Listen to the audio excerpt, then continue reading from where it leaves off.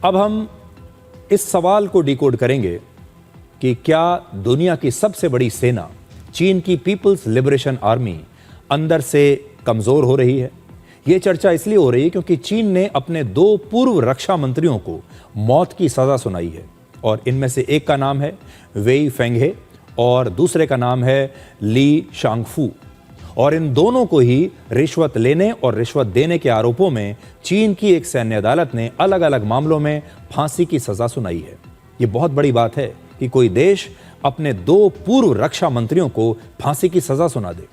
हालांकि दोनों को हुई 2 साल की राहत भी दी गई है, लेकिन शर्त यह है कि अगर इन 2 वर्षों के दौरान इन्होंने कोई और अपराध नहीं किया और इनका कंडक्ट ठीक पाया गया तो इनकी मौत की सजा को उम्र कैद में बदला जा सकता है, लेकिन उम्र कैद तो तब भी मिलेगी।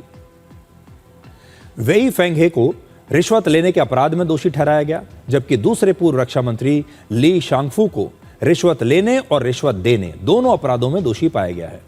दोनों से जीवन भर के लिए उनके राजनीतिक अधिकार छीन लिए गए हैं और इन दोनों की सारी निजी संपत्ति भी जब्त कर ली जाएगी। ये दोनों नेता चीन के राष्ट्रपति शी जिनपिंग की लीडरशिप में काम कर चुके हैं और रिश्वतखोरी के लिए दोषी पाए गए हैं। वेई फेंघे वर्ष 2018 से 2023 तक चीन के रक्षा मंत्री रहे और दिलचस्प बात यह है कि यह वही समय है जब गलवान और डोकलाम के दौरान भारत और चीन की सेना के बीच झड़प हुई थी। गलवान और डोकलाम में, यानी वेई फेंघे के रक्षा मंत्री रहने के दौरान भारत और चीन के बीच एक लंबा सीमा तनाव रहा है, सीमा पर लंबा तनाव रहा। जिस समय हम डोकलाम में ये जो तनाव हुआ था, गलवान में हुआ था, तब रक्षा मंत्री यही थे। वेई फेंघे के बाद ली शांगफू को उनकी जगह चीन का रक्षा मंत्री बनाया गया। ली शांगफू मार्च 2023 से अक्टूबर 2023 तक केवल 7 महीनों के लिए ही रक्षा मंत्री रहे, तो यह बहुत पुरानी बात नहीं है। 2023 तक ये रक्षा मंत्री हैं। राष्ट्रपति शी जिनपिंग ने उन्हें भी हटा दिया था और वेई फेंघे 6 साल पहले भारत का दौरा भी कर चुके हैं। डोकलाम विवाद के बाद जब भारत और चीन के बीच पहली उच्च स्तरीय बैठक हुई थी, तब वेई फेंघे चीन के रक्षा मंत्री के तौर पर अगस्त 2018 में 4 दिन के आधिकारिक दौरे पर भारत आए थे। ये उस समय की तस्वीरें हैं, ये वही हैं जिनकी तस्वीरें आप देख रहे हैं। अब इसी रक्षा मंत्री को चीन ने सजाए मौत दी है, जिसका स्वागत 2018 में हमने किया था।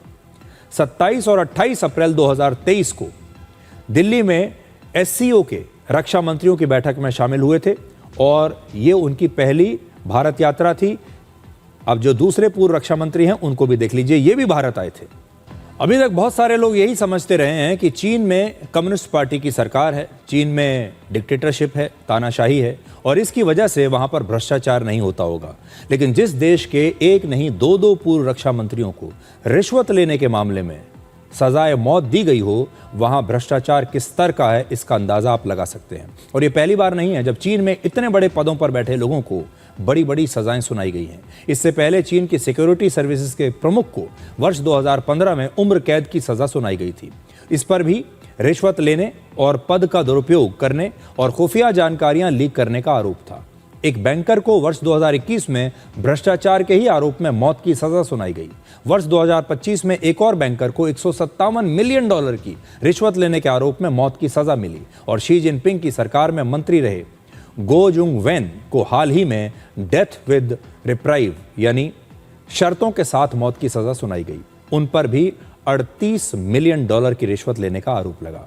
इन 2 पूर्व रक्षा मंत्रियों को सजा के बाद नौबत यह आ गई है कि चीन के सेंट्रल मिलिट्री कमीशन में अब 7 में से केवल 2 सदस्य ही अपने पदों पर बचे हैं, जिनमें एक हैं राष्ट्रपति Xi Jinping. Central military commission चीन की सर्वोच्च सैन्य कमान और फैसला लेने वाली संस्था है और चीन की सेना यानी पीपल्स लिबरेशन पार्टी CMC को ही रिपोर्ट करती है और उसमें शामिल जो लोग हैं वो भ्रष्टाचार में लिप्त पाए जा रहे हैं। ये चीन के लिए एक बहुत चिंता का विषय है। जल्दी से आपको कुछ नए डेटा बताते हैं अपराध के बारे में। नेशनल क्राइम रिकॉर्ड्स ब्यूरो के नए आंकड़ों के मुताबिक हमारे देश में अपराध पर सालाना रिपोर्ट आई है, उस पर जरा नजर डालिए। वर्ष 2024 में लगभग 2 करोड़ आपराधिक शिकायतें मिली और 58 लाख से ज्यादा FIR दर्ज हुई।